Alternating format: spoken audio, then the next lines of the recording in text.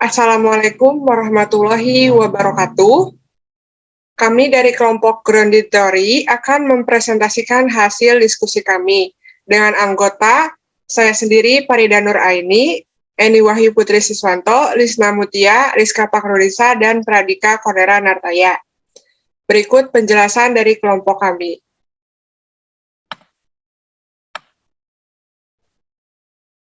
Definisi penelitian kualitatif menurut para ahli. Yang pertama, Bogdan dan Bicklin S. 1992-21 mengemukakan pendapat penelitian kualitatif bahwa penelitian kualitatif adalah langkah penelitian yang menghasilkan data deskriptif berupa penulisan atau ucapan, serta perilaku orang yang diamati. Penelitian ini bertujuan mendapatkan pemahaman yang bersifat umum terhadap kenyataan sosial dari sudut pandang partisipan. Yang kedua dari Molung, tahun 2007 nomor 6 menjelaskan penelitian kualitatif adalah penelitian dengan tujuan untuk memahami fenomena mengenai apa yang dialami subjek penelitian secara menyeluruh dengan cara deskripsi dalam bentuk kata-kata serta bahasa pada konteks khusus yang dialami serta dengan memanfaatkan berbagai metode ilmiah. Yang ketiga, Nasution tahun 2003 nomor 5 menjelaskan penelitian kualitatif yakni mengamati orang-orang di lingkungan, melakukan interaksi dengan mereka, serta menafsirkan pendapat mereka mengenai dunia sekelilingnya. Yang keempat, ada dari Nana Shaodhi Sukmadinata tahun 2005 nomor 60 menjelaskan pengertian kualitatif yakni penelitian untuk menjabarkan serta menganalisa dari fenomena kejadian individu maupun kelompok. Yang kelima ada dari Perreault dan McCarthy tahun 2006 nomor 176 menjelaskan penelitian kualitatif merupakan jenis penelitian yang bertujuan untuk menggali informasi secara dalam dan terbuka pada sebagian tanggapan. Penelitian ini mencoba untuk untuk mengemukakan berbagai pikiran mereka tentang suatu topik tanpa memberikan banyak pedoman atau arahan pada mereka. Yang keenam dari Strauss dan Corbin, Krauss C. tahun 1998 nomor 24 menjelaskan penelitian kualitatif adalah jenis penelitian menghasilkan penemuan di mana penemuan tersebut tidak dapat dicapai dengan langkah-langkah statistik atau cara lain dari kualifikasi atau pengukuran. Jenis penelitian ini bisa dipakai untuk meneliti tentang kehidupan sosial, sejarah perilaku, dan lain-lain. Yang terakhir dari Sugiono, tahun 2012, nomor 9, mengemukakan pendapat mengenai metode kualitatif, yakni suatu penelitian yang berdasarkan filsafat post-positivisme yang mana digunakan untuk meneliti kondisi objek alamiah. Di sini posisi penelitian sebagai instrumen kunci, kemudian teknik pengumpulan data dengan triangulasi, analisis data bersifat kualitatif, dan hasil penelitian menekankan pada makna dibandingkan generalisasi.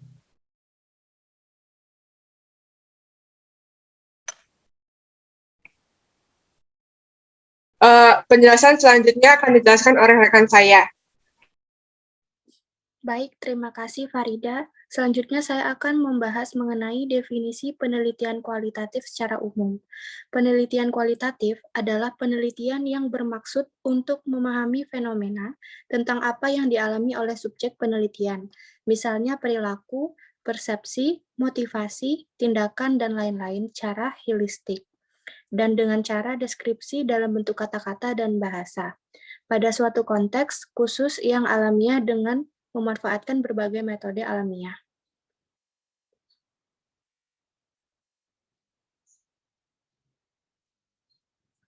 Selanjutnya yaitu instrumen utama dan pendukung. Yang pertama, instrumen utama. Penelitian kualitatif menempatkan peneliti sebagai instrumen kunci dalam penelitian. Instrumen lain seperti pedoman wawancara, pedoman observasi, adalah instrumen pendukung seorang peneliti untuk mengumpulkan data penelitian. Dalam penelitian kualitatif, seorang peneliti adalah instrumen langsung yang mencari dan mengumpulkan data dengan cara mengamati secara langsung, baik dengan melihat, mendengar, dan merasakannya langsung dari responden sebagai sumber data. Yang kedua yaitu instrumen pendukung. Yang pertama ada instrumen tes. Tes merupakan deretan pertanyaan yang bertujuan untuk mengukur dan mendapatkan data tentang subjek penelitian. Data tersebut bisa berupa kemampuan, pengetahuan, keterampilan, bakat, dan lainnya. Instrumen tes berupa lembaran yang berisi butir-butir soal. Setiap butir pertanyaan tersebut mewakili dari variabel penelitian yang akan diukur. Jenis-jenis tes yang digunakan dalam penelitian diantaranya yang pertama tes kepribadian, yang kedua tes bakat, yang ketiga tes inteligensi, yang keempat tes sikap, yang kelima tes minat, dan yang terakhir tes prestasi. Selanjutnya instrumen interview. Interview atau wawancara adalah proses dialog antara peneliti dengan partisipan atau narasumber untuk mendapatkan informasi. Instrumen interview berupa pedoman interview atau wawancara. Wawancara dapat dilakukan dengan struktur atau tidak terstruktur. Wawancara terstruktur artinya peneliti menggunakan bantuan lembar interview dan menanyakan sesuai dengan poin-poin yang ada dalam pedoman interview. Baik, selanjutnya akan dijelaskan oleh rekan saya. Kepada Eni, saya persilahkan. Sebelumnya, terima kasih. Di sini saya akan menjelaskan mengenai jenis-jenis interview. Untuk yang pertama, wawancara tidak terstruktur adalah wawancara yang tidak menggunakan format atau standar, bersifat bebas. Artinya, pewawancara berhak menanyakan bahasan apapun secara umum terkait dengan tema penelitian. Biasanya untuk pertanyaan yang ada di awal sudah disiapkan oleh peneliti. Namun pertanyaan-pertanyaan berikutnya adalah inovasi dari peneliti sesuai dengan bahasan dialognya. Untuk yang kedua, wawancara semi-struktur adalah wawancara yang menggunakan pedoman wawancara di awal diskusi. Namun, pertanyaan yang diajukan berbeda-beda antar narasumbernya. Pertanyaannya bisa berbeda karena menyesuaikan jawaban yang diberikan oleh narasumber. Selanjutnya, wawancara terstruktur adalah wawancara yang mirip dengan survei tertulis, di mana setiap narasumber diajukan pertanyaan dengan poin dan urutan yang sama. Hasil wawancara jenis ini beresiko mendapatkan informasi yang kurang lengkap. Kemudian yang keempat, wawancara kelompok adalah wawancara yang narasumbernya berbentuk kelompok. Wawancara ini berfungsi mencari informasi terkait dengan isu daerah atau isu kelompok tertentu. Yang selanjutnya, wawancara mendalam. Wawancara mendalam ini digunakan pada penelitian kualitatif. Wawancara mendalam adalah jenis wawancara yang dilakukan dengan tatap muka dan menggunakan metode wawancara bebas atau tanpa pedoman interview.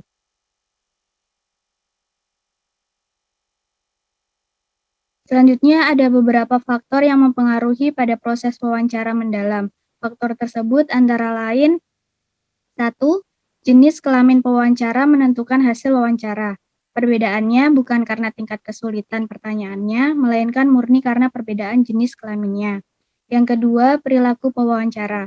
Ketika mengajukan pertanyaan, boleh jadi narasumber tersinggung atau merasa tidak nyaman. Oleh sebab itu, pewawancara harus sopan dan benar-benar matang mempersiapkan pertanyaannya. Yang ketiga, situasi interview. Misalnya, partisipan dalam keadaan tidak sehat atau sedang terburu-buru, pewawancara terlalu tegang saat komunikasi, dan suasana bising, bau, dan yang lainnya. Kemudian di sini saya akan menjelaskan mengenai GFD atau Forum Group Discussion. FGD adalah diskusi yang dilakukan oleh peneliti dengan banyak partisipan untuk mendapatkan informasi penelitian, bukan untuk mencari solusi suatu masalah dan lainnya. FGD merupakan metode pengumpulan data yang digunakan pada penelitian kualitatif. Berikutnya, ada faktor yang harus dipenuhi peneliti saat melakukan FGD. Yang pertama, proses diskusi bebas. Artinya, semua responden boleh mengajukan pertanyaan dan jawaban atau berpendapat.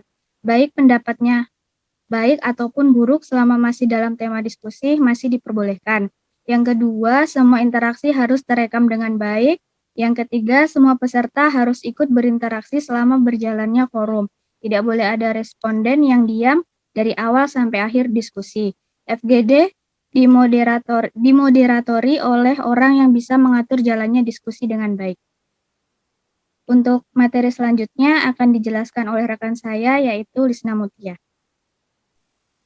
Baik, terima kasih Eni. Selanjutnya ada instrumen observasi. Observasi adalah metode pengamatan objek penelitian yang mengandalkan semua panca indera manusia, penglihatan, pendengaran, penciuman, perabaan, dan pengecapan. Instrumen yang digunakan dalam observasi diantaranya yang pertama ada pedoman pengamatan, rekaman suara dan gambar, kemudian ada kuesioner, dan yang terakhir ada tes. Kemudian di sini ada tujuan instrumen observasi dalam penelitian kualitatif adalah untuk melengkapi metode wawancara. Dengan bantuan observasi, peneliti bisa mendapatkan data yang lebih banyak dan komprehensif. Kemudian di sini ada jenis-jenis observasi, yaitu yang pertama ada observasi partisipasi, adalah observasi yang melibatkan peneliti secara langsung dengan kegiatan harian responden pada saat melakukan pengamatan atau penelitian. Kemudian yang kedua ada observasi tidak terstruktur, adalah observasi yang tidak menggunakan pedoman observasi.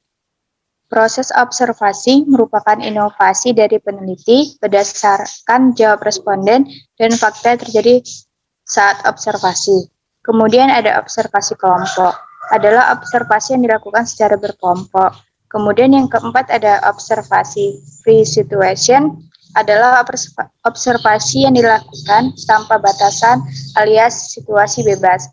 Kemudian ada observasi manipulated situation, adalah observasi yang telah diatur situasinya. Kemudian ada observasi sistematis, adalah observasi yang dilakukan dengan urutan, kategori, dan masalah penelitian yang sudah ditetapkan. Kemudian yang terakhir ada observasi non-sistematis, adalah observasi yang dilakukan tanpa rencana atau aturan terlebih dahulu.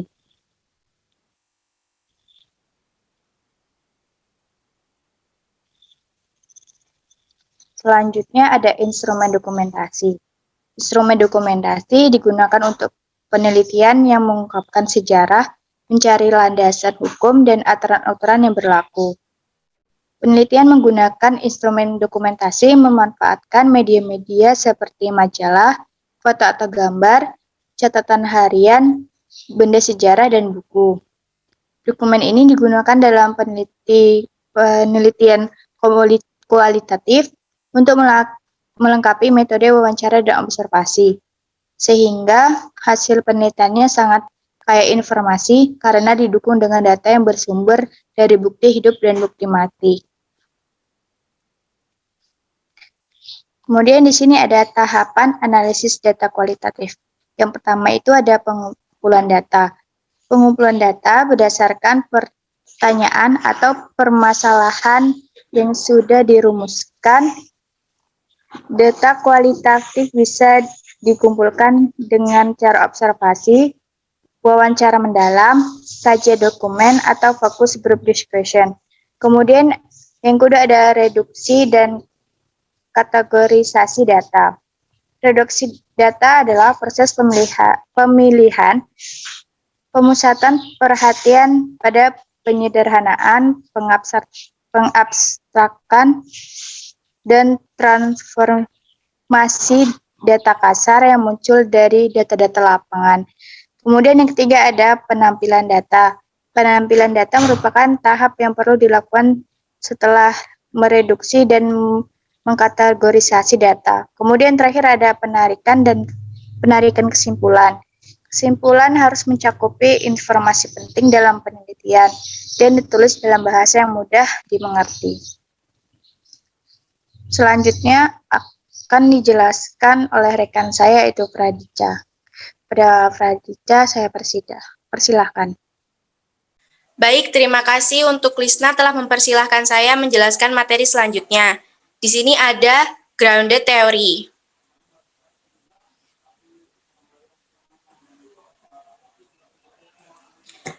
Definisinya, Pendekatan grounded theory merupakan metodologi umum analisis terkait dengan pengumpulan data sistematis yang diterapkan dan menggunakan serangkaian metode untuk menghasilkan sebuah teori induktif tentang area substantif.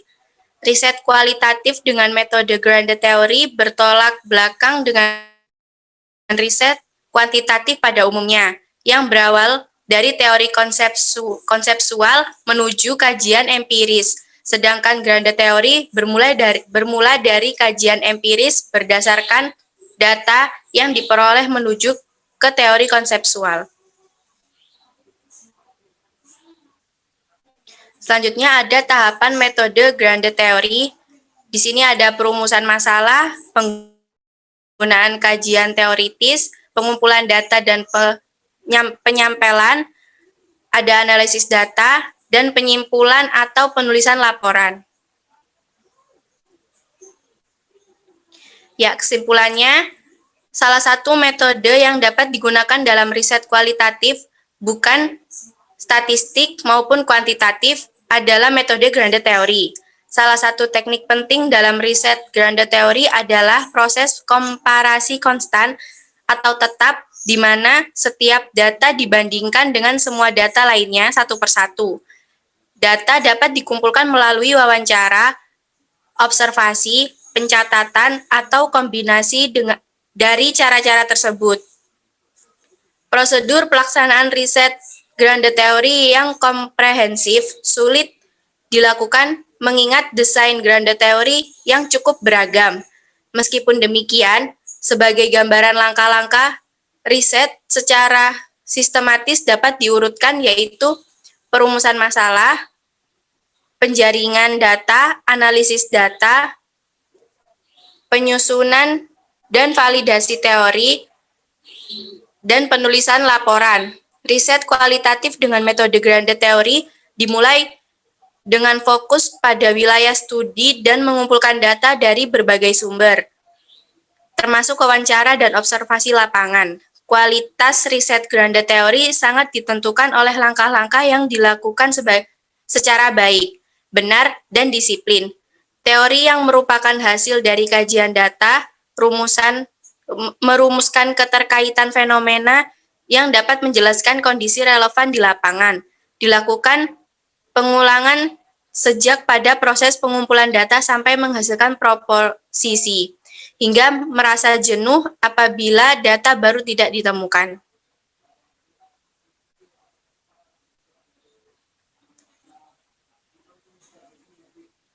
Berikut adalah daftar pustakanya. Sekian penjelasan dari kelompok kami. Kurang lebihnya mohon maaf. Wassalamualaikum warahmatullahi wabarakatuh.